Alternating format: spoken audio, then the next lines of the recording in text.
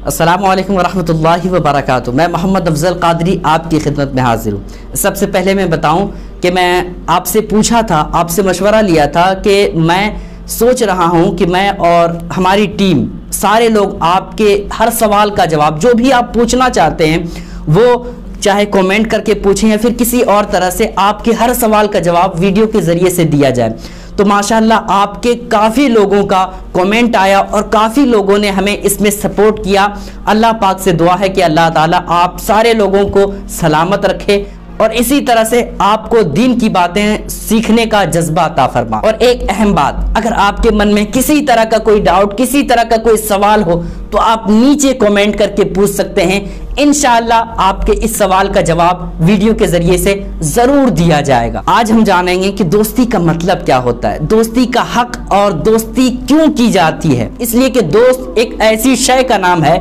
जो आपको बुलंदियों की तरफ ले जाता है, आपको ऐसी जगह पे ले जाता है जहां से पूरी कामयाबी आप हासिल कर सकते हैं। और दोस्त ही का नाम है जो आपको चाहे तो बिल्कुल आपको बर्बाद भी कर सकता है और आपको चाहे तो आपको बिल्कुल खाक में मिला सकता है। इसलिए आज हम जानेंगे कि दोस्ती का मतलब क्या होता है और दोस्ती का हक क्या है। तो बुजुर्गान दीन फरमाते हैं कि दोस्ती का हक एक ये भी है कि उसके बारे में सोचा जाए, अपने दोस्त के बारे में सोचा जाए कि जिस तरह से हम इस दुनिया में साथ रहते हैं, जिस तरह से हम दुनिया में खुशहाली के साथ अपने दोस्त के साथ ज़िंदगी बसर करते हैं, ज़िंदगी गुजारते हैं और साथ में हंसी मजाक और हर तरह से खुशहाल ज़िंदगी साथ में गुजारते हैं, उसी तरह से अपने दोस्त के बारे में सोचा जाए कि वो भी हमारे साथ जन्नत में रहे, वो भी हमारे साथ जन्नत में खुशहाल तरीके से रहे, ताकि हम अपने दोस्त के साथ अच्छी ज़िंदगी और अच्छे से जन्नत में रह सके। और अगर आप चाहते हैं कि अपने दोस्त के साथ रहें जन्नत में, तो फिर आपको क्या करना होगा, आपको कौन सा काम करना होगा जिसकी वजह से आपका दोस्त आपके साथ जन्नत में रहे और उसी तरह से खुशहाल आप रहें जिस तरह से आप दुनिया में अपने दोस्तों के साथ खुशहाल तरीके से रहते थे। तो आपको बस यही काम करना है कि आप अपने दोस्तों को नेकियों की तरफ बुलाएं, आप अपने दोस्तों को ऐसे काम की तरफ बुलाएं जिससे अल्लाह पाक राजी हो जाए, जिससे अल्लाह ताला राजी हो जाए। ऐसे काम की तरफ आप अपने दोस्तों को बुलाएं और दावत दें। जैसा कि अजान हो रहा है तो आप अपने दोस्तों को बोलें कि भाई अजान हो रही है, आप चलें नमाज की तरफ। या किसी और तरह से किसी गरीब की मदद करना हो तो आप बोलें अपने दोस्तों को कि गरीब की मदद करनी है, चलें साथ में मदद करते हैं। तो ऐसे काम से जिससे नेकियां भी मिले और अल्लाह पाक राजी हो जाए, ऐसे अगर काम करेंगे तो ज़रूर आप जो सोच रहे हैं कि हमारे साथ हमारा दोस्त भी जन्नत में रहे, तो आपकी वो ख्वाहिश अल्लाह पाक पूरी फरमाएगा। दोस्ती का मतलब और मकसद हरगिज़ ये नहीं होता है कि भाई अगर हम गलत काम कर रहे हैं तो आप हमारे दोस्त हो, इस वजह से आप भी इसमें हिस्सा लो, आप भी हमारे इस बुरे काम में मदद करो। हरगिज़ ये दोस्ती का मतलब नहीं होता है। दोस्त अगर गलत काम करे, जुआ खेले या फिर किसी और तरह से जो शरीयत के खिलाफ काम हो, तो वो अगर दोस्त करे तो इसका दोस्ती का मतलब ये नहीं होता कि भाई मैं अगर गलत काम कर रहा हूं तो आप हमारे दोस्त हो, इस वजह से आप भी इस काम में शिरकत करो और हमारी मदद करो। ऐसा नहीं होता, बल्कि दोस्त का मतलब ये होता है कि आप अपने दोस्तों को ऐसे काम की तरफ बुलाएं, ऐसी बात बताएं जिससे वो नेकियों में इजाफा कर सके और उसकी वजह से उसे आखिरत में जन्नत का परवाना मिल सके। तो दोस्ती का हक और मतलब ये होता है। और मैं कहता हूं कि ये बात सिर्फ और सिर्फ अपने दोस्तों ही तक ना रखें, बल्कि अपने घर वालों के बारे में भी सोचें,